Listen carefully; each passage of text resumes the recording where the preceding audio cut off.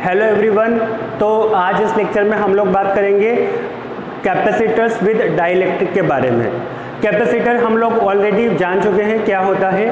जब हम दो कंडक्टर्स को किसी सेपरेशन पे रख देते हैं डी, ओके, और इन कंडक्टर्स के ऊपर दोनों के ऊपर नेगेटिव चार्ज, एक के ऊपर पॉजिटिव और एक के ऊपर नेगेटिव चार्ज आता है, तो ये कॉम्बिनेशन हमारा एक कैपेसिटर बनाता है। अब इस कैपेसिटर के अंदर क्या है, जब हम दो प्लेट्स रखेंगे तो उनके बीच में ज़रूर कुछ ना कुछ होना चाहिए, तो वो चीज़ है क्या। जब हमने अभी तक बात करी थी तो वहाँ पे इस कैपेसिटर के बीच में सिर्फ और सिर्फ एयर थी। क्या थी? एयर थी। अब हम क्या करने वाले हैं, इस कैपेसिटर के बीच में कोई मीडियम ला के रखने वाले हैं। अब हम क्या कर रहे हैं, इलेक्ट्रिक मतलब डाइलेक्ट्रिक में यहाँ पे हम क्या करेंगे, कैपेसिटर के बीच में एक मीडियम ला के रखेंगे और हम लोग चेक करेंगे कि उसकी कैपेसिटी पे क्या इफेक्ट पड़ता है, उसकी कैपेसिटी पे क्या इफेक्ट पड़ता है। अब अंदर ला कर रखने वाला मीडियम कोई भी हो सकता है, वो कंडक्टिंग मटेरियल, कंडक्टिंग हो सकता है, नॉन कंडक्टिंग हो सकता है, मतलब इंसुलेटिंग हो सकता है। तो इन दोनों के लिए हम लोग ये सारी चीज़ें हम लोग देखेंगे। अभी हम बात करने वाले हैं, वो मीडियम है हमारा डाइलेक्ट्रिक। अब डाइलेक्ट्रिक क्या है, सबसे पहले हम उसके बारे में जान लेते हैं। डाइलेक्ट्रिक, अच्छा देख, जब हमने मटेरियल को डिफाइन किया था on the basis of conductivity, तो हमने दो टाइप से हर मटेरियल को डिफाइन किया था, सॉरी तीन टाइप से। पहला था हमारा इंसुलेटिंग मटेरियल, सेकेंड कंडक्टिंग और तीसरा सेमी कंडक्टिंग और सेमी कंडक्टर्स। अभी हम सेमी कंडक्टर वाले पार्ट को साइड में रख रहे हैं, अभी बात करेंगे हम कंडक्टिंग और इंसुलेटिंग के बारे में। तो जो हमारा कंडक्टिंग मटेरियल था, कंडक्टिंग और इंसुलेटिंग, और इसको मैं इंसुलेटर लिख देता हूँ, इसको कंडक्टर लिख देता हूँ। कंडक्टर और इंसुलेटर, जब हम कंडक्टर के लिए बात करते हैं तो कंडक्टर के अंदर फ्री इलेक्ट्रॉन्स होते हैं। एक बात क्लियर है, ये कंडक्टर इलेक्ट्रिसिटी कंडक्ट करवाता है क्योंकि इसके अंदर फ्री इलेक्ट्रॉन्स होते हैं। इंसुलेटर के अंदर कोई भी फ्री इलेक्ट्रॉन नहीं होता है, नो फ्री इलेक्ट्रॉन। अच्छा, जब हम इन दोनों मीडियम को अगर हम एक्सटर्नल इलेक्ट्रिक फील्ड में रखें तो क्या होगा। जब हम कंडक्टर को रखते हैं तो हम देख चुके हैं, जब हमें कंडक्टर को किसी एक्सटर्नल इलेक्ट्रिक फील्ड में रखते हैं, कंडक्टर ई एक्सटर्नल, तो क्या होता है, इसमें इसके इलेक्ट्रॉन्स के ऊपर एक फोर्स लगता है, इलेक्ट्रॉन्स होते हैं इसके अंदर, तो जिसकी वजह से जो इलेक्ट्रिक फील्ड की डायरेक्शन में, मतलब ये वाली जो सरफेस है, इस पूरी सरफेस के ऊपर एक नेगेटिव चार्ज आ जाता है और जो पीछे वाली जो सरफेस है उसके ऊपर पॉजिटिव चार्ज आ जाता है। जब ये चार्ज रीडिस्ट्रीब्यूट होता है उसकी वजह से इसके अंदर एक इलेक्ट्रिक फील्ड इंड्यूस्ड होती है जो कि एक्सटर्नल इलेक्ट्रिक फील्ड डायरेक्शन के ऑपोजिट होती है, ई इंड्यूस्ड। अच्छा, इससे अपने को एक बात पता चली कि एक कंडक्टर के अंदर इलेक्ट्रिक फील्ड डिक्रीज हो जाती है, एक कंडक्टर के अंदर इलेक्ट्रिक फील्ड डिक्रीज हो जाती है, और बेसिकली कितनी डिक्रीज हो जाती है कि वो ज़ीरो हो जाए। वो कितनी कम हो जाती है कि वो ज़ीरो हो जाए। एक कंडक्टर के अंदर इलेक्ट्रिक फील्ड कितना होता है, हमेशा ज़ीरो, क्योंकि यहाँ पे चार्ज के ऊपर जब तक फोर्स लगता रहेगा तब तक वो आते जाएंगे। वो जब तक होगा जब तक अंदर का electric field, induced electric field और एक्सटर्नल इलेक्ट्रिक फील्ड दोनों इक्वल नहीं हो जाते magnitude wise. E external will be equal to E induced. Clear है ये बात। अब इंसुलेटर के अंदर क्या होता है, इंसुलेटर्स के अंदर फ्री इलेक्ट्रॉन्स तो होते नहीं है, तो उसमें इलेक्ट्रिक फील्ड क्या डिक्रीज होती है, पता नहीं, हम उसके बारे में थोड़ी देर से बात करेंगे। अच्छा, जो इंसुलेटिंग मटेरियल होते हैं इन्हीं को हम लोग डाइलेक्ट्रिक्स कहते हैं। Insulating materials are called dielectrics. हम लोगों ने कंडक्टर के लिए जान लिया, कंडक्टर के अंदर electric field directly zero, okay. तो अब एक इंसुलेटर के अंदर क्या होता है एक्सटर्नल इलेक्ट्रिक फील्ड में रखने पर, उसके बारे में हम लोग देखते हैं, ओके। ये नोट कर लेना, ओके। पहली चीज लिखते हैं हम लोग, इंसुलेटिंग मटेरियल और insulators are called is dielectrics. Insulating materials को हम लोग क्या बोलते हैं, डाइलेक्ट्रिक्स कहते हैं। जैसा कि एयर, हम लोग जानते हैं air is a insulating material. Air के अंदर क्या होता है, एयर किस किस चीज़ से मिलकर बनी होती है, नाइट्रोजन और ऑक्सीजन। मेजोरिटी में क्या होता है, नाइट्रोजन, ये बात क्लियर है। ओके, तो ये जो हमारा नाइट्रोजन हो गया, नाइट्रोजन ट्रिपल बॉन्ड एन। अच्छा, जब हम नाइट्रोजन गैस के लिए बात करते हैं, नाइट्रोजन गैस, हमने एक बड़ा सा बॉक्स ले लिया जिसके अंदर नाइट्रोजन गैस है। ओके, अब हमने क्या करा, अच्छा उससे पहले थोड़ा बड़ा लिखता हूँ। ओके, जब ये बॉन्ड है, ये बॉन्ड क्या है, कोई मुझे बता सकता है, what is bonds? It is redistribution of electrons. मेरे ख्याल से सबको पता है। तो इस बॉन्ड पे हमारा इलेक्ट्रॉन का रीडिस्ट्रीब्यूशन हो रहा है। जब हमने कोई भी एक्सटर्नल इलेक्ट्रिक फील्ड अप्लाई नहीं किया हुआ है तो ये जो इलेक्ट्रॉन्स होंगे ये पूरे के पूरे बॉन्ड पे अच्छे से डिस्ट्रीब्यूटेड होंगे, कोई प्रॉब्लम नहीं है। जब हमारा E इज इक्वल्स टू और एक्सटर्नल इलेक्ट्रिक फील्ड जीरो हो, एक्सटर्नल इलेक्ट्रिक फील्ड कितना हो, जीरो हो।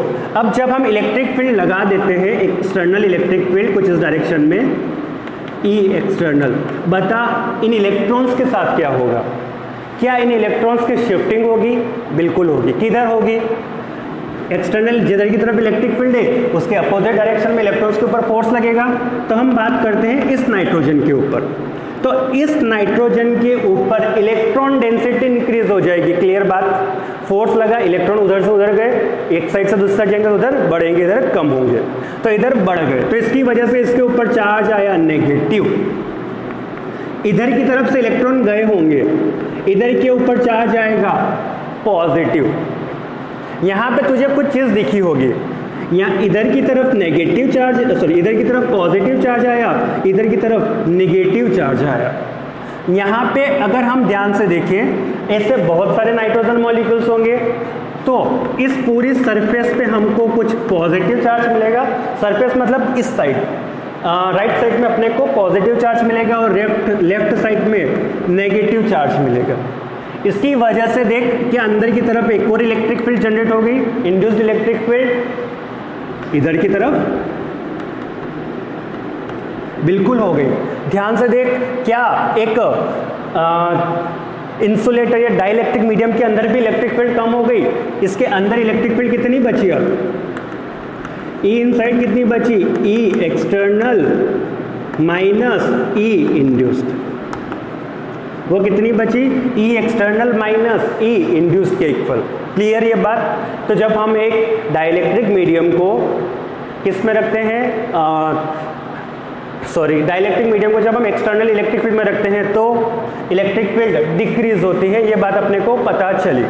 अब ये डाइलेक्ट्रिक से इनको हमने दो कैटेगरी में डिफाइन किया हुआ है, एक नॉन पोलर डाइलेक्ट्रिक, दूसरा पोलर डाइलेक्ट्रिक्स। नॉन पोलर जैसा कि नाइट्रोजन गैस हमारी नॉन पोलर गैस है। ओके, तो ऐसे को हम लोग बोलते हैं नॉन पोलर डाइलेक्ट्रिक्स।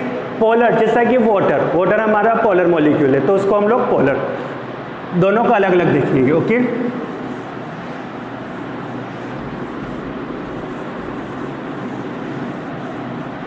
तो सबसे पहले हम देखते हैं non polar dielectric, non polar dielectric medium. Okay, अच्छा नॉन पोलर डाइलेक्ट्रिक मीडियम एक बहुत आसानी से हम लोगों ने समझ लिया, नाइट्रोजन। ओके, अच्छा अब नाइट्रोजन जब एक्सटर्नल इलेक्ट्रिक फील्ड जीरो था तो उसमें टोटल चार्ज तो था ही नहीं, मतलब चार्ज डिस्ट्रीब्यूशन तो था ही नहीं। इसका मतलब हम क्या बात बोल सकते हैं कि जो नेगेटिव और पॉजिटिव चार्ज थे वो एक दूसरे के साथ रखे हुए थे। चार्ज डिस्ट्रीब्यूशन नहीं था तो दोनों क्या रखे हुए थे, एक साथ रखे हुए थे। जब एक्सटर्नल इलेक्ट्रिक फील्ड हमारा जीरो था, व्हेन ई एक्सटर्नल जीरो था, जैसे ही हमने इस नॉन पोलर डाइलेक्ट्रिक मीडियम में एक्सटर्नल इलेक्ट्रिक फील्ड अप्लाई कर दिया कुछ इधर की तरफ, तो क्या होगा, नेगेटिव चार्ज इधर की तरफ, पॉजिटिव चार्ज इधर की तरफ, चार्ज का रीडिस्ट्रीब्यूशन होगा, जिसकी वजह से इंड्यूस्ड इलेक्ट्रिक फील्ड आएगी। आगे बात करेंगे और बाकी सारा कुछ। तो ऐसे जिसमें नेगेटिव और पॉजिटिव चार्ज दोनों कोइंसाइड करते हैं वैसे मीडियम को हम लोग बोलते हैं non polar dielectrics. When negative and positive atoms coincide, और चार्ज लिखना ज़्यादा सही, negative and positive charge coincide with each other. Those molecules, okay, this called this or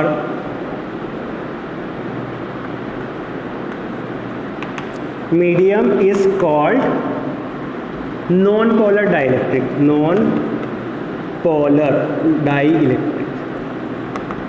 और क्या खास बात है नॉन पोलर डाइलेक्ट्रिक की? जब एक्सटर्नल इलेक्ट्रिक फील्ड जीरो हो तो उसका डाइपोल मोमेंट, अच्छा डाइपोल मोमेंट, पोलराइजेशन, क्या सब लोगों को पता है व्हाट इज पोलराइजेशन? पोलराइजेशन छोटी सी बात है, polarisation it is dipole moment per unit volume को हम लोग क्या बोलते हैं? Polarisation.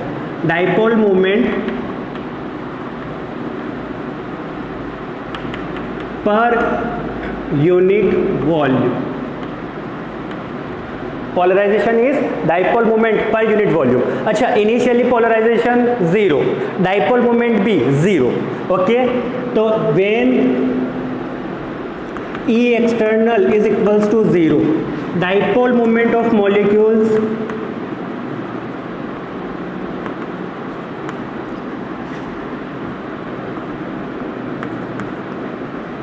is equals to zero and polarization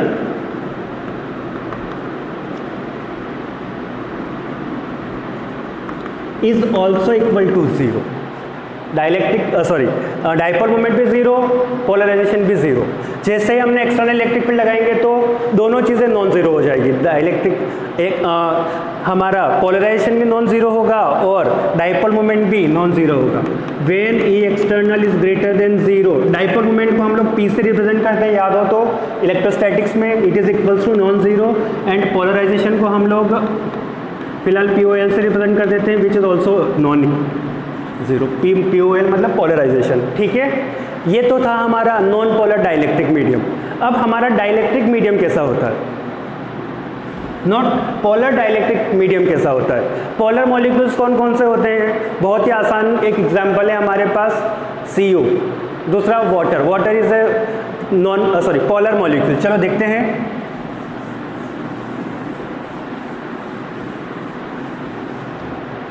चलो तो अब हम देखते हैं polar dielectric medium. Polar dielectric medium मतलब वाटर में हम लोग देखते हैं OH। सबसे पहले इसी मॉलिक्यूल को देखते हैं। एक ऑक्सीजन के ऊपर डेल्टा नेगेटिव चार्ज और हाइड्रोजन के ऊपर डेल्टा पॉजिटिव चार्ज। तो यहाँ पे हम एक बात जानते हैं, यहाँ पे एक डाइपोल मोमेंट ऑलरेडी प्रेजेंट है। तो जो पोलर मॉलिक्यूल्स होते हैं उसमें पहले से डाइपोल मोमेंट प्रेजेंट होता है, ओके। तो जब हम इसको बनाते हैं, जब इस मटेरियल को हम लोग रिप्रेजेंट करते हैं तो हम कैसे करते हैं? इसमें ऑलरेडी नेगेटिव और पॉजिटिव चार्ज रखे हुए हैं।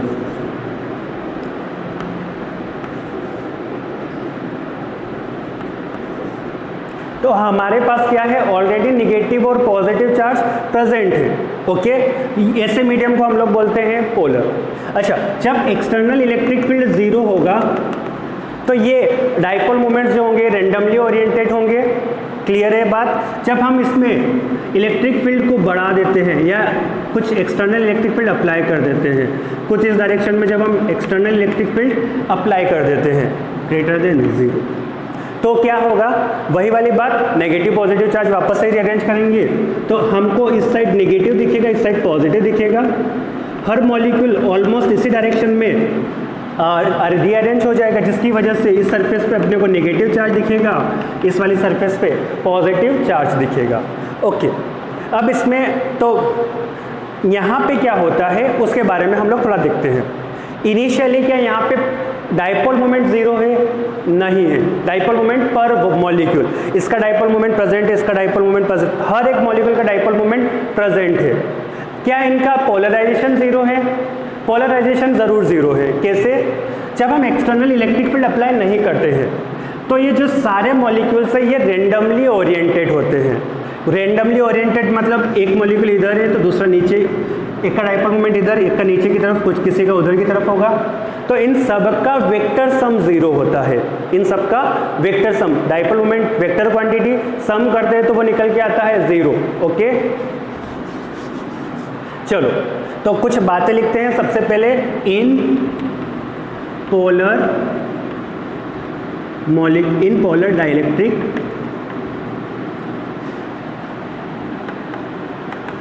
dipole moment when electric field or E external is 0, dipole moment of molecules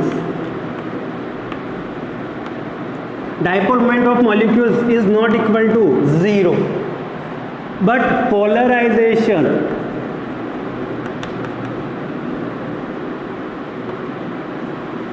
क्या पोलराइजेशन 0 होती है? पोलराइजेशन क्यों 0 होती है बात पता चली, बिकॉज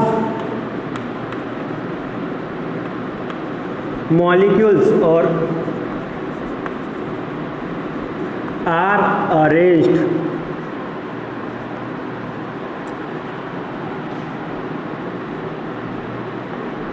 in random orientation,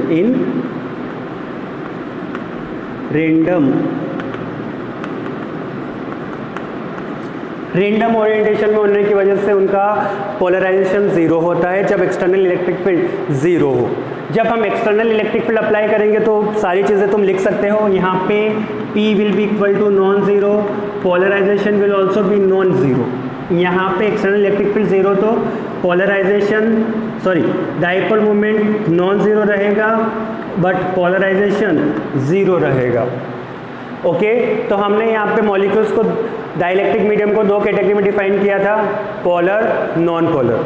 अच्छा, एक और बात, जो नॉन पोलर मॉलिक्यूल्स थे या नॉन पोलर डाइलेक्ट्रिक मीडियम था उसमें पॉजिटिव और नेगेटिव चार्ज एक दूसरे के साथ कोइंसाइड कर रहा था। यहाँ पे वो एक दूसरे के साथ कोइंसाइड नहीं करते हैं, वो दोनों पहले से ही सेपरेटेड होते हैं। ओके, तो अब हम इन मीडियम को कैपेसिटर के बीच में रखने वाले हैं, तो क्या होगा उसके बारे में हम लोग जानते हैं।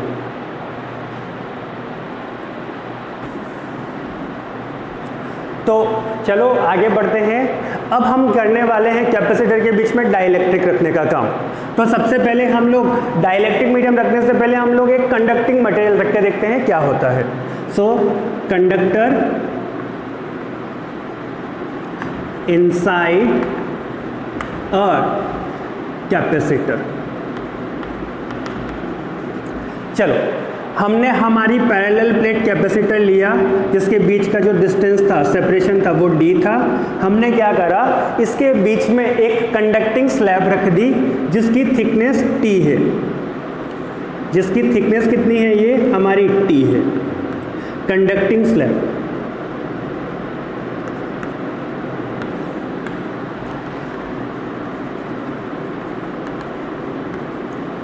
और इस स्लैब का एरिया और प्लेट्स का एरिया इक्वल है। Area of slab end plate R E. Okay, और जो हमारी जो प्लेट है, एक इसके ऊपर चार्ज है हम लोगों के लिए पॉजिटिव सिग्मा और इसके ऊपर चार्ज है नेगेटिव सिग्मा। ओके, तो ये सारी इंफॉर्मेशन अपने को ऑलरेडी गिवन है। अब अपने को फाइंड करना है कि इसके लिए नया कैपेसिटेंस क्या होगा और कैपेसिटर के ऊपर क्या इफेक्ट होगा। अच्छा, ओके, कैपेसिटी को हम लोग लिख सकते हैं Q charge is equals to C into V, no problem. अच्छा, अब हम इस प्लेट के बीच में पोटेंशियल लिखते हैं जब हम एक डाइलेक्ट्रिक स्लैब इंसर्ट कर देते हैं। ओके, अच्छा, जो खाली जगह है एयर में हम लोग इलेक्ट्रिक फील्ड को लिखते हैं E एयर से, और स्लैब के अंदर जो है उसको इलेक्ट्रिक फील्ड लिखते हैं E स्लैब S लिख दो। Electric field inside slab is ES और electric field in air is E air, no problem. Q is equals to C into V। चलो, अब हम यहाँ पे हम एक बात जानते हैं, V को हम लोग लिख सकते हैं electric field into distance D between the slabs. Okay, अब पोटेंशियल निकालते हैं, सब्स्टिट्यूट करते हैं, अपना काम करते हैं आगे का। चलो, अब यहाँ पे अगर हम ध्यान से देखें तो हमारी इलेक्ट्रिक फील्ड इस वाले रीजन में अलग है, स्लैब के अंदर अलग है, इधर की तरफ कुछ अलग है। ओके, अच्छा इधर की तरफ भी एयर ही, तो इधर की तरफ भी इलेक्ट्रिक फील्ड एयर वाली ही होगी। ई स्लैब क्या कंडक्टिंग प्लेट के अंदर और कंडक्टिंग मटेरियल के अंदर इलेक्ट्रिक फील्ड तो जीरो होता है, ये बात हम लोग लिख लेते हैं। E slab is equals to zero, no problem. Air में इलेक्ट्रिक फील्ड कितना होता है, जब बीच में अगर ये नहीं रखा होता तो इलेक्ट्रिक फील्ड कितनी होती है कैपेसिटर के बीच में, sigma upon epsilon naught. So E air is equals to sigma upon epsilon naught. ठीक है, यहाँ तक हमको दोनों इलेक्ट्रिक फील्ड पता है। अब हम पोटेंशियल को लिखते हैं। अच्छा, अगर हम अब बीच में हम बात करते हैं कैपेसिटर के बीच में, तो यहाँ पे दो डिफरेंट इलेक्ट्रिक फील्ड है। हम इस डिस्टेंस को x1 नाम दे देते हैं और इस वाले डिस्टेंस को हम लोग नाम दे देते हैं x2। अब हम इलेक्ट्रिक फील्ड, हम पोटेंशियल को कैसे लिख रहे हैं, E of air into x1, E of air into इसका separation, plus E of slab into इसका thickness which is D, plus E of air into x2, ये वाला हमारा सेपरेशन। क्या ये टोटल हमारा, अगर स्लैब नहीं होती तो यहाँ पे इलेक्ट्रिक फील्ड आता है हमारा एयर वाला, एयर एयर एयर कॉमन, तीनों का sum which is equals to D। Same चीज़ हमने पोटेंशियल, इलेक्ट्रिक फील्ड चेंज हो गई तो हमको हमारा पोटेंशियल भी चेंज हो गया। इलेक्ट्रिक फील्ड अगर कांस्टेंट होती तो हम डायरेक्ट लिख देते, पर इलेक्ट्रिक फील्ड कांस्टेंट नहीं है, इसलिए अपने को इसको अलग अलग पार्ट में ब्रेक करना पड़ रहा है। अब पोटेंशियल को हम देखते हैं, V is equals to E of air तो है हमारे लिए sigma upon epsilon naught, E S वो है 0 plus 0 okay into x1 plus 0 plus sigma upon epsilon naught into x2। देख यहाँ पे पोटेंशियल कितना हो रहा है, so V is equals to, इन दोनों में से sigma upon epsilon naught common, sigma upon epsilon naught common, bracket के अंदर बचेगा x1 plus x2, sigma x1 plus x2, ये वाले डिस्टेंस प्लस ये वाले डिस्टेंस। क्या तुम निकाल सकते हो किसके इक्वल होगा, हम एक इक्वेशन लिख सकते हैं यहाँ से, x1 plus t plus x2 is equals to d, ये सेपरेशन प्लस ये इज इक्वल्स टू d, कोई प्रॉब्लम नहीं। x1 प्लस x2 कितना आया हमारे लिए, d माइनस टी, इसको हम इक्वेशन 1 नाम देंगे, इसको 2 नाम देंगे, इसको हम लोग 3 नाम देंगे। x1 प्लस x2 जो हमने अज्यूम किए थे वो निकाल लिया, जो नॉन से उसके टर्म में सब्स्टिट्यूट कर देते हैं अब। So potential is equals to sigma upon epsilon naught d minus t, put करें हम अपनी v की जगह। सो Q को हम कैसे लिख सकते हैं, charge which is equals to sigma into area using equation 1, Q which is sigma into area is equals to C into sigma upon epsilon naught into D minus T.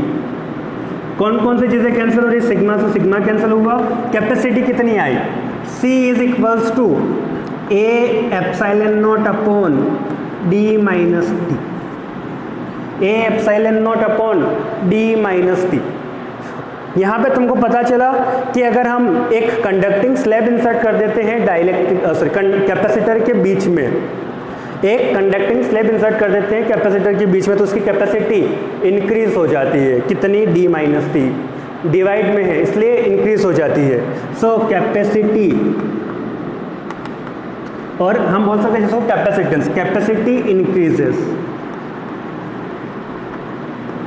Okay, अच्छा अगर ये conducting slab D के, इसका जो thickness है T D के equal हो जाए तो स्पेशल केस में हम लोग लिख लेते हैं when D is equals to T, capacity कितनी आई हमारी, कैपेसिटी इज इक्वल्स टू, करो D is equals to T, नीचे वाला टर्म 0 विच इज अनडिफाइंड, मतलब कैपेसिटी आती है हमारी infinity.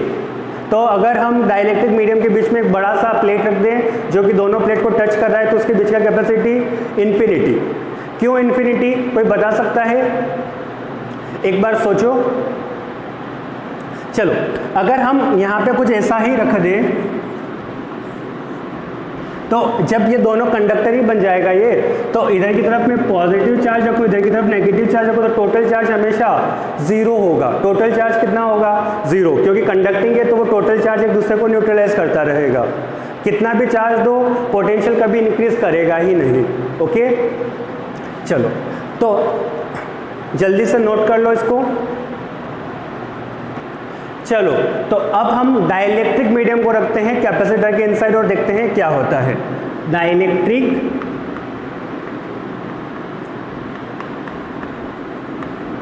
Inside a capacitor. Same चीज़ हम अपना कैपेसिटर बनाते हैं, पैरेलल प्लेट कैपेसिटर। इसके बीच में एक स्लैब इंसर्ट कर देते हैं जिसका थिकनेस है T, और अब ये स्लैब कैसी है हमारी? Dielectric medium. ओके, कैपेसिटर का जो डिस्टेंस है वो है हमारे लिए D। कोई बात नहीं, सारी चीज़ें अपने को पता है।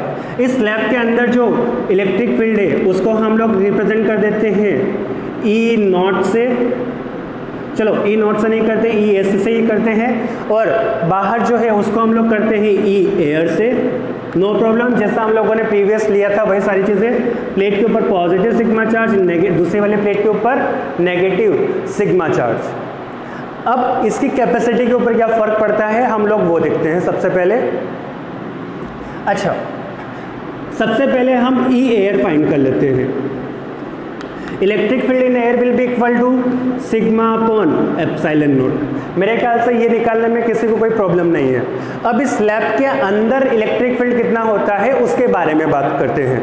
अच्छा, स्लैब के इलेक्ट्रिक फील्ड के बारे में बात करने से पहले मैं थोड़ी सी बात करना चाहूँगा डाइलेक्ट्रिक कांस्टेंट के बारे में।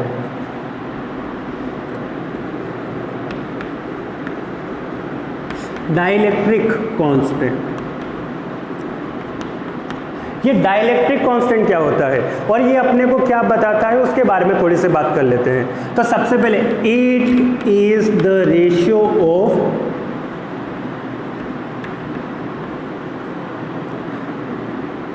परमिटिविटी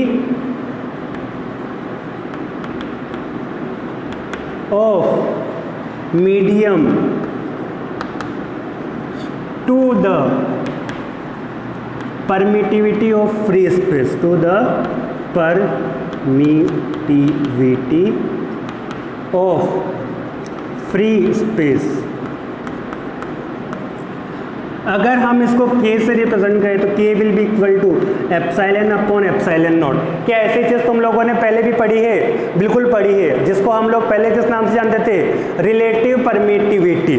इसको हम लोग ER से भी रिप्रेजेंट करते हैं, रिलेटिव परमिटिविटी। उसी को हम लोग क्या बोलते हैं? डाइलेक्ट्रिक मीडियम, और सॉरी डाइलेक्ट्रिक कांस्टेंट। अब ये डाइलेक्ट्रिक कांस्टेंट क्या है?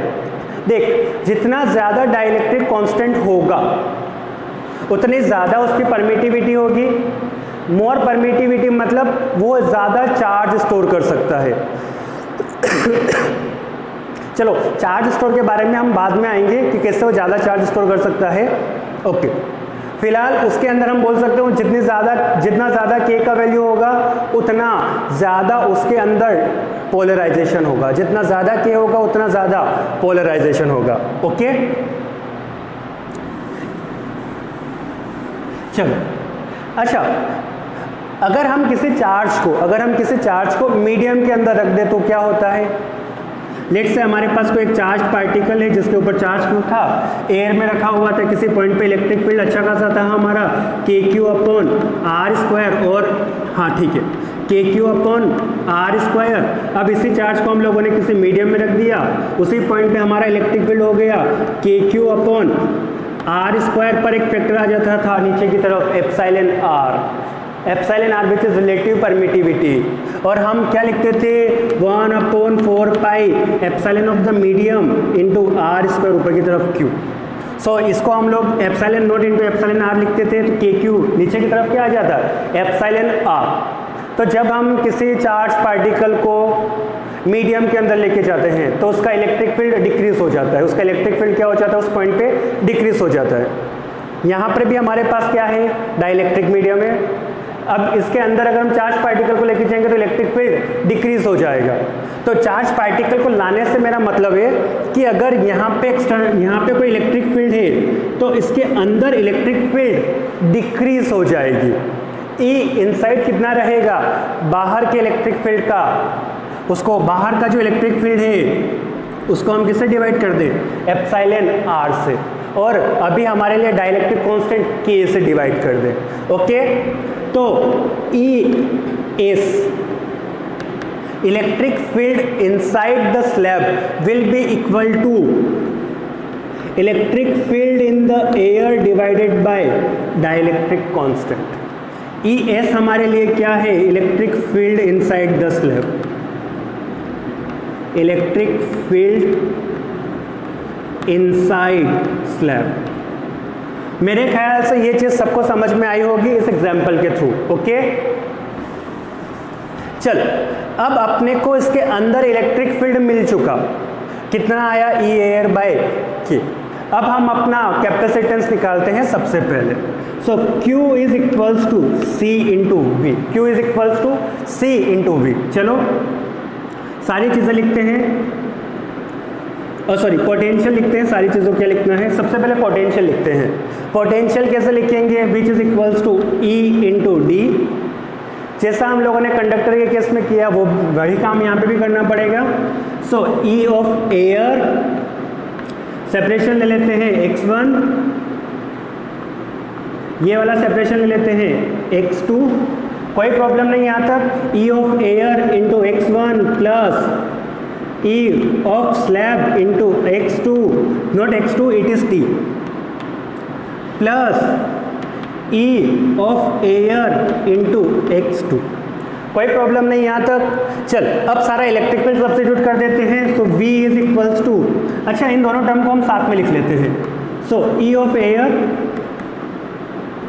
Into x1 plus x2 plus का E of slab into T।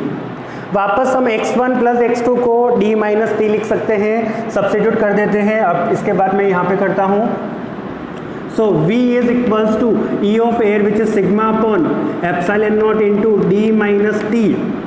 E of slab कितना आया हमारे, एयर डिवाइडेड बाई के, तो क्या हम लिख सकते हैं sigma upon epsilon not by के, सिग्मा अपॉन के times of epsilon not. Okay, substitute कर दो यहाँ पे, प्लस सिग्मा अपॉन के times of epsilon naught into T. थोड़ा और सिंप्लीफाई करते हैं, जो जो चीज़ें कॉमन आ रही है उनको कॉमन ले लेते हैं। Sigma upon epsilon naught common, यहाँ पे बचा d माइनस टी, यहाँ पे बचा t बाई के प्लस का t बाई के। पोटेंशियल को हम अपनी इक्वेशन 1 में सबसे इसको नाम देते हैं पहले, फर्स्ट सेकेंड। कैसी चीज़ें सब्स्टिट्यूट करी, मेरे ख्याल से समझ में आई सबको। एक्सटर्नल इलेक्ट्रिक एयर वाला पुट किया, स्लैब वाला पुट किया, equation. Okay, so Q which is equals to sigma into A using equation 1, using equation 1। So Q which is sigma into A लिख सकता हूँ डायरेक्टली, एक स्टेप गायब कर रहा हूँ ध्यान से। C निकालना है, V sigma upon epsilon not D minus T plus का टी बाई के, डी माइनस टी प्लस का टी बाई के। सिग्मा से सिग्मा कैंसल, देख कैपेसिटी कितना आया, ए epsilon not divided by D.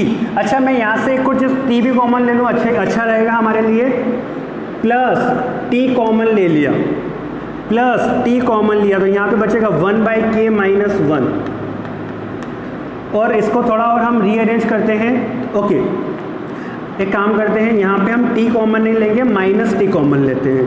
यहाँ से माइनस टी कॉमन लेते हैं, डी माइनस टी कॉमन लिया तो यहाँ पे बचेगा 1 माइनस 1 बाई के। अगर तुम एक चीज़ ध्यान से देखो तो यहाँ पर भी हमारा ओके ये टी है,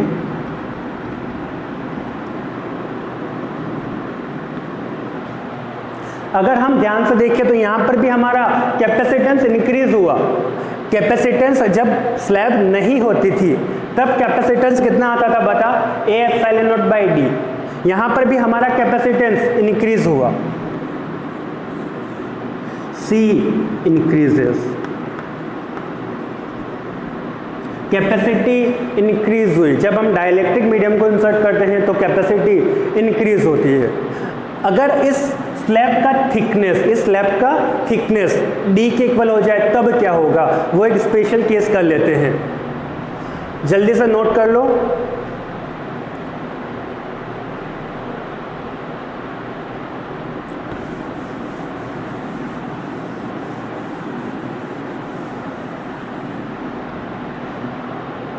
चल, स्पेशल केस हमारे पास एक ही बनता है, when D T is equals to D.